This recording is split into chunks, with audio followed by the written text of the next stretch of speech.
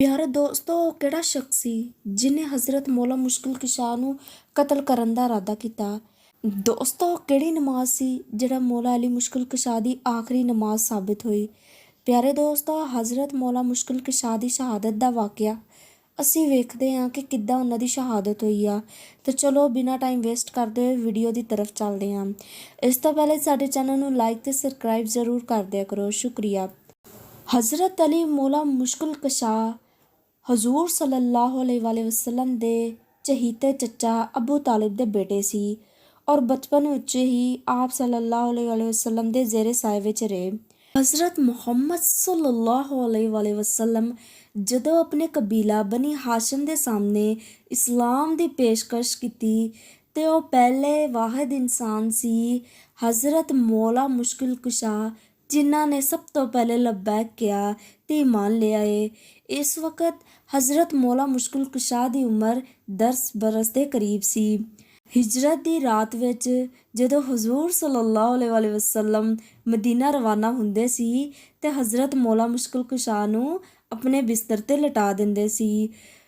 ਗਜ਼ਵਾ Tabuk ਦੇ ਤਮਾਮ ਗਜ਼ਵਾਤ 'ਚ ਹਜ਼ੂਰ ਸੱਲੱਲਾਹੁ ਅਲੈਹਿ ਵਸੱਲਮ ਦੇ ਨਾਲ ਸੀ। ਲੜਾਈ ਵਿੱਚ ਹਜ਼ਰਤ ਮੌਲਾ ਮੁਸ਼ਕਿਲ ਕੁਸ਼ਾ ਬੇਨਜ਼ੀਰ ਸ਼ੁਜਾਅਤ ਤੇ ਆਪਣੀ ਮਿਸਾਲ ਆਪ ਸੀ। ਹਜ਼ੂਰ ਸੱਲੱਲਾਹੁ ਅਲੈਹਿ ਵਸੱਲਮ ਦੀ ਪਿਆਰੀ ਬੇਟੀ, ਚਹੀਤੀ ਬੇਟੀ ਹਜ਼ਰਤ ਫਾਤਿਮਾ ਤੋਂ ਜ਼ਹਰਾ ਰਜ਼ੀ ਅੱਲਾਹ ਤਆਲਾ ਅਨਹਾ ਦੀ ਸ਼ਾਦੀ ਵੀ ਆਪ ਰਜ਼ੀ ਅੱਲਾਹ ਤਆਲਾ ਅਨਹਾ ਦੇ ਨਾਲ ਹੀ ਹੋਈ ਸੀ। ਹਜ਼ੂਰ ਸੱਲੱਲਾਹੁ ਅਲੈਹਿ ਵਸੱਲਮ ਦੇ ਤਮਾਮ ਖਤੂਤ ਤੇ ਅਹਿਦ ਹਜ਼ਰਤ ਮੌਲਾ ਮੁਸ਼ਕਿਲ ਕੁਸ਼ਾ ਹੀ ਲਿਖਦੇ ਸੀ। ਪਹਿਲੇ 3 ਖੁਲਫਾ ਦੇ ਜ਼ਮਾਨੇ ਵਿੱਚ ਆਪ ਰਜ਼ੀ ਅੱਲਾਹ ਤਆਲਾ ਅਨਹਾ ਨੂੰ ਮੁਬਸ਼ਰ ਖਾਸ ਦਾ ਦਰਜਾ ਹਾਸਲ ਰਿਹਾ। ਦੋਸਤੋ, ਹਜ਼ਰਤ ਮੌਲਾ ਮੁਸ਼ਕਿਲ ਕੁਸ਼ਾ ਨੇ ਹਰ ਮੈਦਾਨ 'ਚ ਜਦੋਂ ਵੀ ਕਦਮ ਰੱਖਿਆ ਤੇ ਫਤਹ ਦੇ ਹਮਕਨਾਰ ਹੋਏ, ਫਤਹ ਹਾਸਲ ਕੀਤੀ ਤੇ ਕਾਰੀ ਜ਼ਰਬ ਲਗਾਈ ਦੁਸ਼ਮਣਾਂ ਤੇ ਹਜ਼ਰਤ ਮੌਲਾ ਮੁਸ਼ਕਿਲ ਕੁਸ਼ਾ ਦੀ ਵਜ੍ਹਾ ਤੋਂ ਕਈ ਜੰਗਾਂ ਜਿੱਤੀਆਂ। ਪਿਆਰੇ ਦੋਸਤੋ, ਇਸੀ ਵਜ੍ਹਾ ਤੋਂ ਹਜ਼ੂਰ ਸੱਲੱਲਾਹੁ ਅਲੈਹਿ ਵਸੱਲਮ ਤੇ ਹਜ਼ਰਤ ਮੌਲਾ ਮੁਸ਼ਕਿਲ ਕੁਸ਼ਾ ਰਜ਼ੀ ਅੱਲਾਹ ਤਆਲਾ ਅਨਹੂ ਤੇ 4 ਸਹਾਬਾ ਰਜ਼ੀ ਅੱਲਾਹ ਤਆਲਾ ਅਨਹੂ ਦੇ ਉਸ ਵਕਤ ਸਭ ਤੋਂ ਜ਼ਿਆਦਾ ਦੁਸ਼ਮਣ ਬਣ ਗਏ ਸੀ। ਇਹਨਾਂ ਵਿੱਚੋਂ ਹਜ਼ਰਤ ਮੌਲਾ ਮੁਸ਼ਕਿਲ ਕੁਸ਼ਾ ਦੇ ਸਭ ਤੋਂ ਜ਼ਿਆਦਾ ਦੁਸ਼ਮਣ ਬਣ ਗਏ ਸੀ ਕਿ ਇਹ ਉਹ ਸ਼ਖਸ ਆ, ਨਾ ਤੇ ਇਹਨੂੰ ਅਸੀਂ ਹਰਾ ਸਕਦੇ ਹਾਂ ਤੇ ਨਾ ਅਸੀਂ ਜਿੱਤ ਸਕਦੇ ਹਾਂ। ਹਜ਼ਰਤ ਮੌਲਾ ਮੁਸ਼ਕਿਲ ਕੁਸ਼ਾ ਰਜ਼ੀ ਅੱਲਾਹ ਤਆਲਾ ਅਨਹੂ ਨੇ ਜਿਸ ਮੈਦਾਨ 'ਚ ਵੀ ਕਦਮ ਰੱਖਿਆ ਤੇ ਜਿੱਤ ਕੇ ਹੀ ਵਾਪਿਸ ਆਏ। ਤੇ ਮੌਲਾ ਮੁਸ਼ਕਿਲ ਕੁਸ਼ਾ ਨੂੰ ਸ਼ੇਰ ਖੁਦਾ ਕਹਿੰਦੇ ਸੀ, ਯਾਨੀ ਕਿ ਅੱਲਾਹ ਤਾਲਾ ਦਾ ਸ਼ੇਰ ਆ, ਇਹਨੂੰ ਕੋਈ ਵੀ ਹਰਾ ਨਹੀਂ ਸਕਦਾ। ਪਿਆਰੇ ਦੋਸਤੋ, ਇਹੀ ਉਹਨਾਂ ਦੀ ਸ਼ਹਾਦਤ ਦਾ ਸਬਬ ਬਣਿਆ।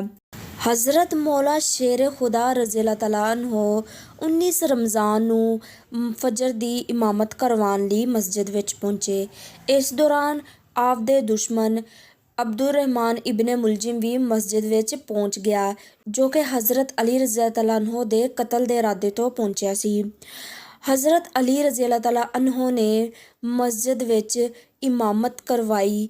ਪਹਿਲੇ ਸਜਦੇ ਵਿੱਚ ਗਏ ਤੇ ਇਬਨ ਮੁਲਜਿਮ ਨੇ ਮੌਕੇ ਦਾ ਫਾਇਦਾ ਚੁੱਕਦੇ ਹੋਏ ਹਜ਼ਰਤ ਅਲੀ ਰਜ਼ੀ ਅੱਲਾਹ ਤਆਲਾ ਅਨਹੂ ਦੇ ਪਿੱਛੋਂ ਦੀ ਵਾਰ ਕੀਤਾ, ਜੋ ਕਿ ਖੰਜਰ ਜ਼ਹਿਰ ਦੇ ਨਾਲ ਭਰਿਆ ਹੋਇਆ ਸੀ ਤੇ ਉਹਨੇ ਹਜ਼ਰਤ ਮੌਲਾ ਅਲੀ ਸ਼ੇਰ ਖੁਦਾ ਤੇ ਕਾਰੀ ਜ਼ਰਬ ਲਗਾਈ।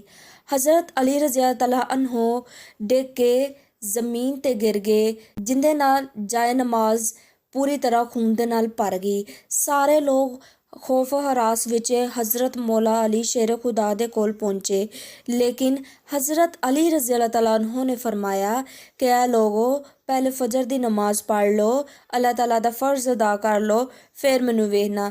ਤੇ ਚਨਾਚਾ ਹਜ਼ਰਤ ਇਮਾਮ ਹੁਸੈਨ ਰਜ਼ੀ ਅੱਲਾਹ ਤਆਲਾ ਅਨਹੂ ਨੇ ਇਮਾਮਤ ਕਰਵਾਈ ਤੇ ਨਮਾਜ਼ ਪੜ੍ਹੀ, ਲੇਕਿਨ ਬਾਅਦ ਵਿੱਚੋਂ ਹਜ਼ਰਤ ਮੌਲਾ ਸ਼ੇਰ ਖੁਦਾ ਰਜ਼ੀ ਅੱਲਾਹ ਤਆਲਾ ਅਨਹੂ ਬੜੇ ਜ਼ਿਆਦਾ ਖੂਨ ਦੇ ਨਾਲ ਲਤਪਤ ਹੋ ਗਏ ਸੀ। ਹਜ਼ਰਤ ਅਲੀ ਨੂੰ ਚਾਹਣ ਵਾਲਿਆਂ ਦੀ ਤਾਦਾਦ ਬੜੀ ਜ਼ਿਆਦਾ ਸੀ, ਜੋ ਕਿ ਹਰ ਤਰ੍ਹਾਂ ਦੇ ਹਜ਼ਰਤ ਮੌਲਾ ਅਲੀ ਸ਼ੇਰ ਖੁਦਾ ਨੂੰ ਬਚਾਉਣ ਦੀ ਕੋਸ਼ਿਸ਼ ਕਰ ਰਹੇ ਸੀ। ਸਹਾਬਾ ਕਰਾਮ ਰਜ਼ੀ ਅੱਲਾਹ ਤਆਲਾ ਅਨਹੂ ਨੇ ਜਲਦ ਹੀ ਇਬਨ ਮੁਲਜ਼ਮ ਨਾਮੀ ਸ਼ਖਸ ਨੂੰ ਫੜ ਲਿਆ ਤੇ ਹਜ਼ਰਤ ਅਲੀ ਦੇ ਕੋਲ ਪੇਸ਼ ਕੀਤਾ। ਹਜ਼ਰਤ ਅਲੀ ਮੌਲਾ ਸ਼ੇਰ ਖੁਦਾ ਨੇ ਕਿਹਾ ਕਿ ਸ਼ਹਿਦ ਵਾਲਾ ਪਾਣੀ ਇਹਨਾਂ ਨੂੰ ਪਿਲਾ ਦਿੱਤਾ ਜਾਏ।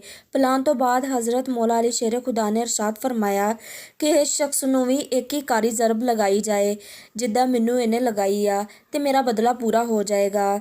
ਅਗਰ ਇਹ ਬਚ ਜਾਂਦਾ ਵਾ ਤੇ ਇਹਨੂੰ ਛੱਡ ਦਿੱਤਾ ਜਾਵੇ। ਮੌਲਾ ਸ਼ੇਰ ਖੁਦਾ ਦੇ ਇਨਸਾਫ ਤੋਂ ਪੂਰੇ ਇਰਦ ਗਿਰਦ ਦੇ ਲੋਕ ਆਪਦੇ ਇਨਸਾਫ ਤੋਂ ਵੇਖ ਕੇ ਰੋਣ ਲੱਗ ਪਏ ਕਿ ਇੰਨਾ ਇਮਾਨਦਾਰ ਸ਼ਖਸ ਤੇ ਇੰਨੇ ਗੰਦੇ ਲੋਕ ਜਿਨ੍ਹਾਂ ਨੇ ਹਜ਼ਰਤ ਮੌਲਾ ਸ਼ੇਰ ਖੁਦਾ ਨੂੰ ਕਾਰੀ ਜ਼ਰਬ ਲਗਾਈ। ਹਜ਼ਰਤ ਮੌਲਾ ਅਲੀ ਸ਼ੇਰ ਖੁਦਾ 3 ਰੋਜ਼ ਤੱਕ ਜ਼ਿੰਦਾ ਰਹੇ ਤੇ ਆਖਰਕਾਰ 21 ਰਮਜ਼ਾਨ ਉਲ ਮੁਬਾਰਕ